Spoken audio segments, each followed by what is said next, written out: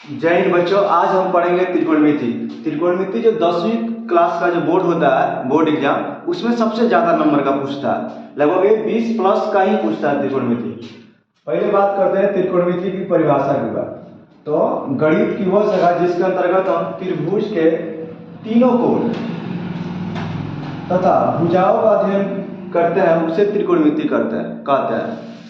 गणित की वह शाखा जिसके अंतर्गत हम त्रिभुज के तीनों कोण तथा भुजाओं का अध्ययन करते हैं, उसे हम त्रिकोणमिति कहते हैं। लेकिन इसमें हम करते क्या है, मेनली जो काम करते हैं, त्रिभुज के तीनों कोण और भुजाओं को मापा जाता है त्रिकोणमिति की सहायता से। त्रिकोणमिति में निष्पत्ति की बात करें तो त्रिकोणमिति अनुपात की कितनी अनुपात कह सकते हैं या निष्पत्तियां कह सकते हैं। तो त्रिकोणमितीय अनुपात या त्रिकोणमितीय निष्पत्तियों की संख्या कितनी है? 6 है।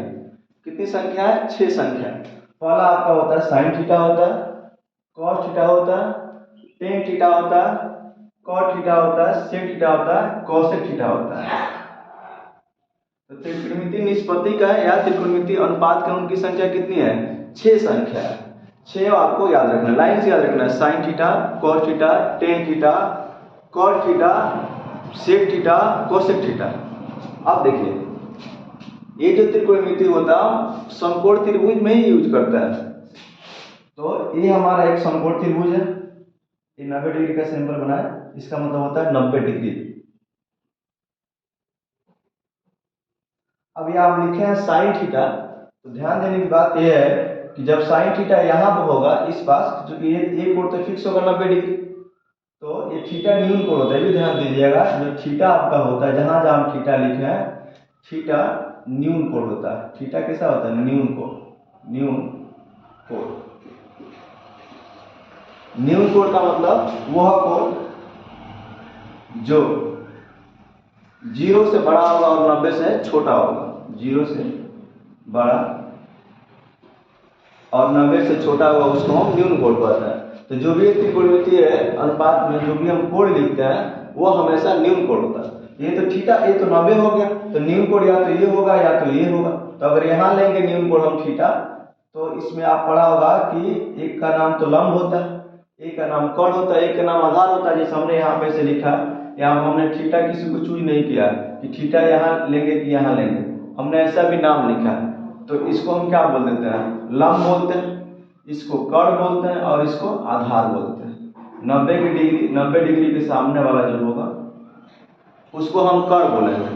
आइए जो ऐसे खड़ा है इसको हम लंब बोलेंगे और इसको हम आधार बोलते हैं। लेकिन त्रिकोणमितीय अनुपात में ध्यान दीजिएगा, जब थीटा हम ये लेंगे तो इसके सामने वाला का नाम होता है लंब, और लंब का एक और नाम होता है जिसका नाम होता है सम्मुख भुजा।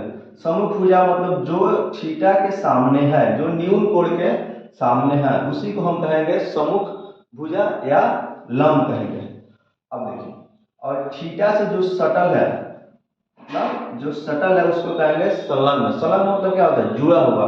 तो जो थीटा से संलग्न होगा, जुड़ा हुआ होगा, उसको हम कहेंगे संलग्न भुजा या आधार कहेंगे। और इसका तो नाम हमेशा कोण होगा, क्योंकि ये कितना डिग्री के सामने है? 90 डिग्री के सामने है। तो 90 डिग्री के जो सामने होगा उसका नाम हमेशा कोण होगा, उसका नाम कभी चेंज नहीं होगा। चेंज होगा ये वाला। देखिए, जैसे हमने क्या किया, यहाँ पर थीटा रख दिया, तो जब हम यहाँ पर थीटा रखें तो थीटा के जस्ट सामने वाला का नाम क्या होगा? सम्मुख भुजा होगा, या इसी को हम क्या कहेंगे? लंब कहेंगे। फिर ध्यान दीजिए, थीटा के सामने वाला का नाम क्या होगा? सम्मुख। सम्मुख का मतलब है होता है सामने, जो सामने हो।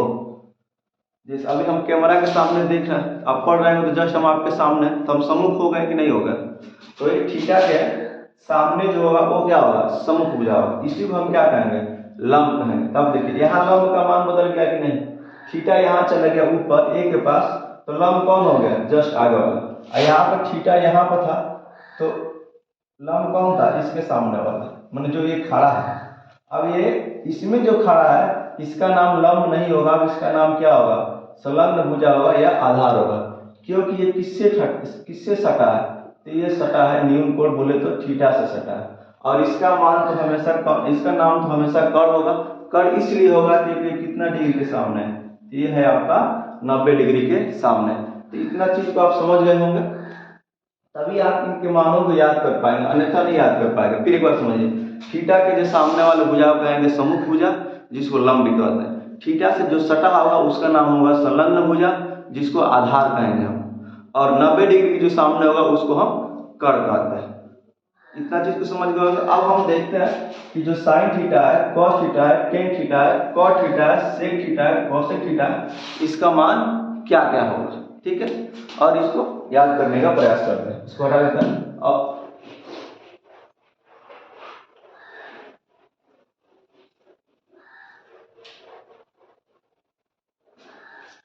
देखिए, हमने आपको 6 निष्पत्ति अनुपात बताया या 6 त्रिकोणमितीय अनुपात बताया। पहला साइन थीटा, दूसरा कॉस थीटा, तीसरा tan theta, cot theta, sec theta और अगला कोसेक थीटा।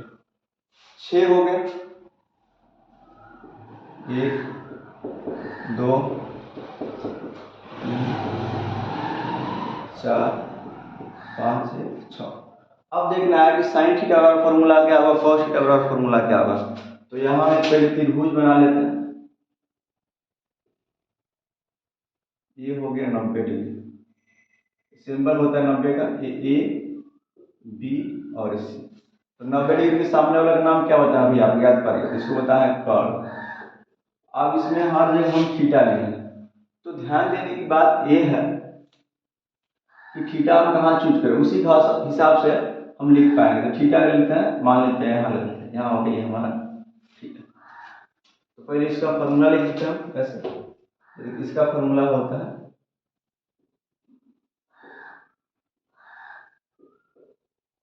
लंब बटा कॉस थीटा का फॉर्मूला होता है आधार बटा टेन थीटा का फॉर्मूला होता है लंब बटा आधार। 3 फार्मूला को ऐसे याद कर लेना। अभी एक हम ट्रिक भी बताएंगे जिसे याद करना और आसान हो जाएगा आपके लिए। तो साइन थीटा का लंब बटा कॉस का आधार बटा कॉट, टेन का लंब बटा आधार। अब देखिए, साइन उल्टा होता है कोसेक, इसलिए आपको हम बोल रहे थे लाइन से याद करना है। साइन उल्टा होता है किसके, कोसेक का, कॉस उल्टा होता है सेक का और टेन उल्टा होता है कॉट का। अब देखिए, टेन का उल्टा कौन है, कॉट है, टेन का उल्टा कॉट। तो इसी फॉर्मूला को पलट देंगे। तो टेन का है लंब बटा आधार, तो कॉट का हो जाएगा आधार बटा लंब। कॉस का है आधार बटा कॉट, तो कॉस का उल्टा क्या होता है, सेक होता है। तो सेक का क्या होगा, कर्ण बटा आधार हो जाएगा। साइन का उल्टा क्या होता है, कॉसेक होता है। तो कॉसेक का क्या होगा, तो देखिए साइन का लंब बटा कर्ण, तो इसका हो जाएगा कर्ण बटा लंब हो जाएगा। ये फॉर्मूला आपको ऐसे याद करना है, और इसे हम ट्रिक के माध्यम से भी बता देते हैं आपको, जिसको याद करने में आसानी होगा। खैर देखिए, पहले इसको समझ लीजिए। अगर थीटा ये लिया है तो लंब कौन होगा, ये वाला लंब होगा, देख रहे हैं ना। थीटा ये लिया है तो लंब ए बी होगा, तो इसमें ए बी लंब के जगह पे कौन आएगा, ए बी आएगा। फिर देखिए कर्ण कौन होगा, तो कर्ण तो कभी बदलेगा नहीं, तो कर्ण कौन हो जाएगा, ये ए सी हो जाएगा। समय बताने का प्रयास करना है। हमारे बताने से पहले आप दिमाग में सोचिए क्या हो गया आंसर। कॉस थीटा, तो कॉस थीटा का आधार बटा कॉस होता है, तो थीटा। अभी आपको बताया कि थीटा है तो आधार कौन होगा, तो जो सटल होगा इसे वही क्या होगा, आधार होगा। लेकिन सटा ये भी है, मत समझिए कि ये भी आधार हो जाएगा, ये तो कर्ण होगा, इसका नाम फिक्स हो गया कि 90 डिग्री के सामने है तो इसका नाम कर्ण होगा। तो ये थीटा है तो ये तो आधार होगा, तो ये होगा आधार BC, और फिर कर्ण क्या है, ये लिख भी देते हैं आपको, ये सटा है तो आधार होगा।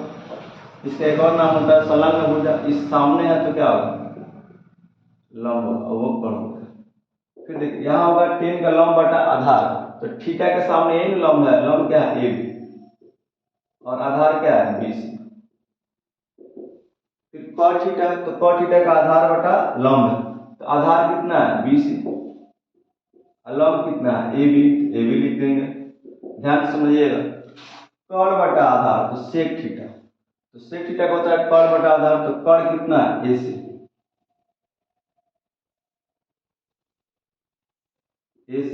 और आधार कितना है आपका बी से।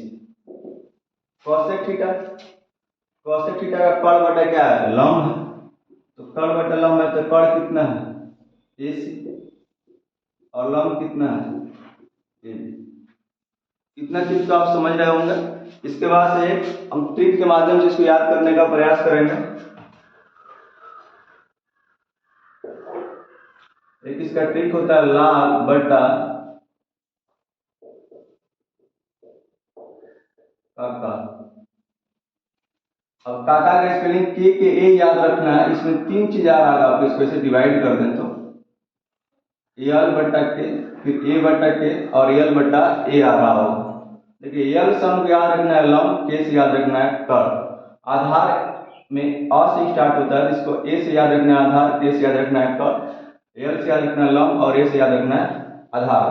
तो ये जो फॉर्मूला हो जाए, ये हो जाएगा साइन के लिए, ये हो जाएगा कॉस के लिए और ये हो जाएगा टेन के लिए। तो साइन के लिए होगा लंब बटा कर्ण हो जाएगा। कॉस के लिए देखिए साइड में फॉर्मूला भी लिखे हैं, कॉस के लिए ए से आधार, के से कर्ण, तो आधार बटा कर्ण भी हो जाएगा। और लंब टेन के लिए होगा एल से लंब, ए से आधार, तो लंब बटा आधार हो जाएगा। बाकी 3 को याद हो जाएगा, तभी बताएं 3 को याद होगा तो 3 याद करना आसान है। साइन का उल्टा होता है कोसेक, तो नीचे से पढ़ेंगे तो कोसेक का हो जाएगा। फिर कोस का उल्टा आता है सेक, तो नीचे से पढ़ेंगे तो सेक का हो जाएगा। और टेन का उल्टा आता है कॉट, तो कॉट का नीचे से पढ़ेंगे तो कॉट का हो जाएगा। जैसे कोसेक का क्या होगा, ऊपर से नहीं पढ़ना है, नीचे से कर्ण बटा लंब हो जाएगा। देखिए लिखे भी होंगे आप, कोसेक का कर्ण बटा लंब होता है। सेक का क्या होता है कर्ण बटा आधार होता है, इधर होगा सेक कर्ण बटा आधार, और कर्ण का होगा आपका आधार बटा लंब होगा। इतना चीज सूत्र को याद करना है, फिर इसको अगले वीडियो में समझाने का हम प्रयास करेंगे।